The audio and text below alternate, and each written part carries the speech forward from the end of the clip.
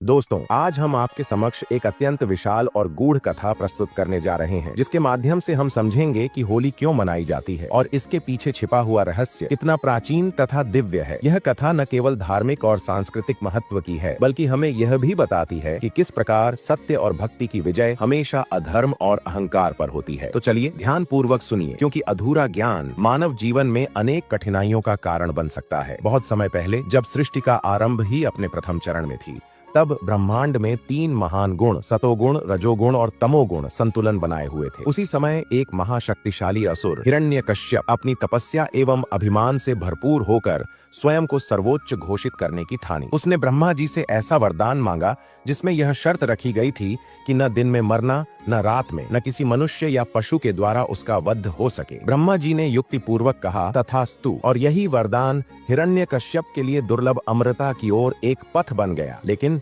इस वरदान के बावजूद हिरण्यकश्यप का हृदय अंधकार और अहंकार से भरा था। उसके पुत्र प्रहलाद का जन्म हुआ, जो बचपन से ही भगवान विष्णु के प्रति अनन्य भक्त था। प्रहलाद की नित भक्ति और विष्णु में अटूट विश्वास देखकर हिरण्यकश्यप क्रोध से भर गया। उसने अनेक अत्याचार किए, उसे ऊंचे पहाड़ों से गिराने की कोशिश, विष देने का प्रयास और तो ऐसे में भी अग्नि में बैठाकर प्रहलाद को नष्ट करने की योजना बनाई। इस सभी प्रयासों के बावजूद भगवान विष्णु की कृपा से प्रहलाद सुरक्षित रहे। अंततः हिरण्यकश्यप ने अपनी बहन होलिका का सहारा लिया, जिसे अग्नि में न जलने का वरदान प्राप्त था। होलिका ने प्रहलाद को अपने आंचल में लिया और अग्नि में बैठ गई, परंतु जैसे ही अग्नि प्रज्वलित हुई, भगवान विष्णु की दिव्य माया से होलिका भस्म हो गई और प्रहलाद बचकर बाहर आ गया। इस अद्भुत घटना ने हमें यह संदेश दिया कि असत्य, अहंकार और अधर्म का अंत निश्चित है, चाहे वरदान कितनी भी विचित्र क्यों न हो। इसी घटना से ही होलिका दहन की परंपरा की नींव पड़ी, जिसे हम आज भी याद करते हैं। यह कथा हमें यह भी सिखाती है कि जीवन में चाहे परिस्थितियां कितनी भी विपरीत क्यों न हो, सत्य और भक्ति की ज्योति कभी मंद नहीं पड़ती। अब हम चलते हैं द्वापर युग की ओर, जहाँ भगवान श्री कृष्ण अपनी लीलाओं से संपूर्ण जगत को मोहित कर देते थे। उस समय मथुरा के अत्याचारी राजा कंस द्वारा अनेक अत्याचार किए जा रहे थे, पर भगवान श्री कृष्ण ने अपनी चतुराई, अद्भुत शक्ति और प्रेम से हर चुनौती का सामना किया। एक दिन जब श्री कृष्ण अपने गोकुल नगरी में अपने सखाओं और सखियों के साथ खेल रहे थे, तो उन्होंने देखा कि राधा और गोपियां अपने स्वाभाविक सुंदरता के साथ रंगों में खिल उठी हैं। राधा के मन में हल्की चिंता उमड़ने लगी कि उनका रूप दूसरों की नजरों में फीका न पड़ जाए। माता यशोदा ने मुस्कुराते हुए कहा, बेटा, क्यों न तुम भी रंगों का आह्वान कर दो, ताकि सभी का मिलन हो